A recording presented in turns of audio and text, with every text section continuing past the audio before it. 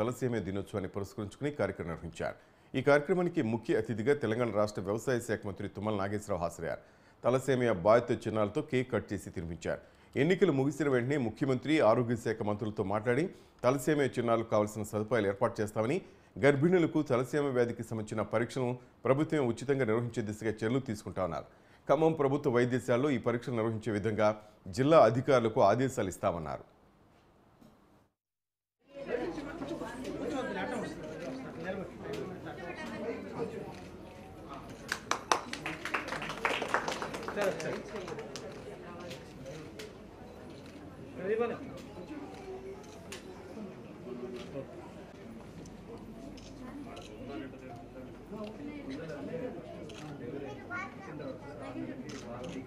అందరం కూడా హర్షించి వాళ్ళకి సహకరించాలని చెప్పి ప్రార్థిస్తూ ప్రదీప్ గారికి, జావీద్ గారికి మొత్తం మీద తలసేమియా ఫ్రీ డిస్టిక్ మన ఖమ్మమే అయ్యే అవకాశాలు ఎక్కువ ఉంటాయి.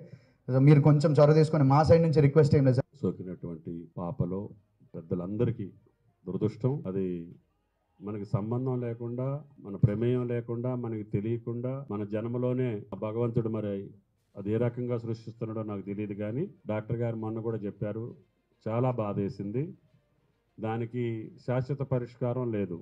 వచ్చిన తర్వాత వాళ్ళ జీవితకాలం ఆ రకంగా చేసుకోవాలనంటే సామాన్యులు కానీ, పేదలు కానీ, మధ్యతరగతి వాళ్ళకి ఇబ్బందిగా ఉంది.